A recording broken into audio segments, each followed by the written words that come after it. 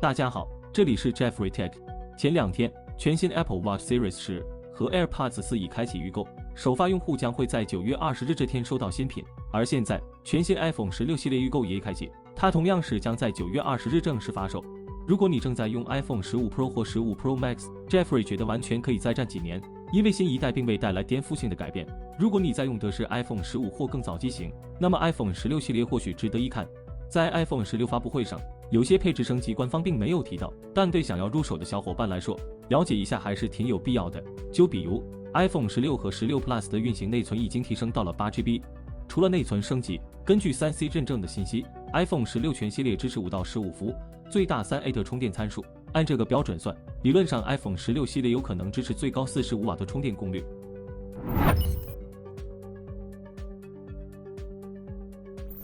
不过苹果发布会上对有线充电功率的变化只字未提，连苹果官网的技术规格页面也显示 iPhone 16系列约30分钟能充到 50% 电量，这个测试还是用的20瓦充电头。苹果的测试未免有点保守，因为早在 iPhone 13 Pro Max 就已经支持9伏 3A 的充电参数，可以达到27瓦的峰值充电功率。实际使用中也会发现，相比20瓦，选择35瓦或更高瓦数的苹果充电头确实能缩短进入涓流充电的时间，就是发热会明显一些。虽然 iPhone 16系列还没上市，但魅族前高级副总裁李楠已经发文称，目前实测 iPhone 16峰值充电功率不超过39瓦，证实了 iPhone 16系列快充速度确实有所提升。这意味着 iPhone 16系列至少能实现38瓦以上的峰值充电功率，虽然离45瓦还有点差距，38到39瓦也只是短时间的峰值功率，但对于缩短 iPhone 低电量下的充电时间，还是有实际意义的。当然，38瓦比起安卓手机的快充还是差了不少，不过对 iPhone 来说，算是一次较大的升级了。打算入手 iPhone 16系列的小伙伴，确实可以考虑搭配支持45瓦 PD 协议的充电器，甚至30瓦的充电器也可以考虑，毕竟38瓦只是峰值功率。为了控制发热，握手15伏充电时 ，iPhone 输入电流更多在 2.5A 以内，因此15伏 2A 的组合和15伏 3A 在充电速度上的差距可能不会太大，具体如何需等实际测试。但 Jeffrey 要提醒一下，买充电头之前一定要仔细看清规格参数，特别是输出参数。另外，据苹果在发布的新闻稿中表示， iPhone 16和 iPhone 16 Plus 的内部设计经过重新设计，可配备更大的电池，散热效果更强，同时让电池维修也更容易。至于 iPhone 16电池是如何改进使其更易拆卸的，苹果并未明说。有媒体猜测苹果可能是使用一种新的电诱导粘合剂玻璃技术，使得 iPhone 电池更容易更换。当然 ，iPhone 16的充电速度到底有无提升，以及重新设计后的电池是否真的更容易拆卸，可能要等 iPhone 16正式发售后再进行测试以及拆解才能揭晓最终答案。虽然距离9月20日首批机型上市还有1周的时间，不过在 Geekbench 数据库里已经能看到 A18 和 A18 Pro 芯片的 CPU 跑分成绩了，这样我们能提前了解新芯片在 CPU 性能上到底有多大的提升。更注重核心性能的小伙伴，可以心里先有个数。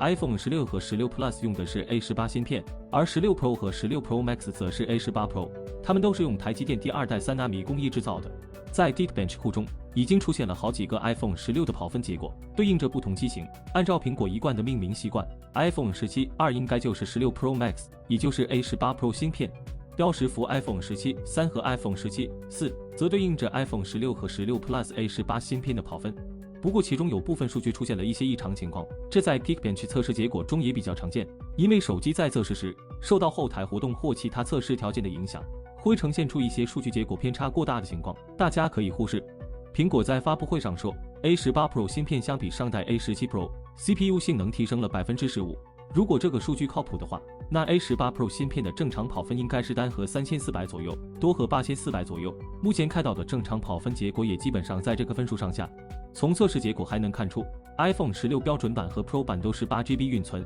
其实 A18 和 A18 Pro 芯片在 CPU 部分没什么区别，都是2个性能大核正4个能效小核的架构，所以在 Geekbench 6的跑分中，2款芯片的 CPU 分数基本上是一样的，主频都是 4.04 GHz。A18 和 A18 Pro 的区别主要在 GPU 上， A18 Pro 是6核 GPU， 而 A18 则为5核，所以理论上 iPhone 16 Pro 机型在持续游戏性能上会更出色一些。苹果说比上代 A17 Pro 游戏性能高了 20%， 再加上更好的散热，游戏档自然更适合 A18 Pro 芯片。不过具体实际游戏体验如何，特别是长时间游戏会不会足够稳定，还得等上市后进一步测试才知道。总之，从跑分结果看 ，A18 系列相比 A17 Pro， 单核多核性能提升基本在15%左右，和苹果宣传的差不多。当然，因为 Geekbench 跑分本身就有些偏差，所以这个提升幅度是拿15 Pro Max 和16 Pro Max 目前的最高分算的。话说回来，跑分高低对日常使用影响其实不大，大多数用户还是会更在乎实际用的时候会不会卡顿、发热、游戏体验这些，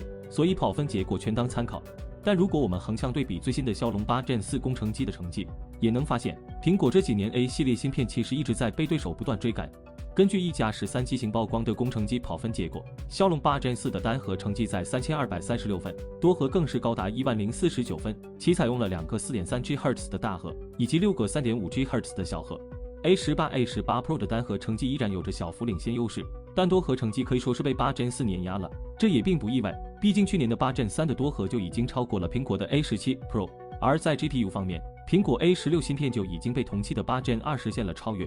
虽说跑分不能代表一切，最终用户体验还要回归到日常使用上，但不得不承认，当下 iPhone 的性能优势已不再明显。苹果当年引以为傲的芯片领先1年甚至2年的夸张水平，已经成为过去式。如果苹果下一代 A19、A19 Pro 芯片依然是小幅渐进式升级，不排除单核成绩也被超越的可能。以上就是本期视频的全部内容了，你决定入手 iPhone 16了吗？欢迎和我们交流互动，想了解更多数码资讯，记得关注我们的频道，我们下期再见。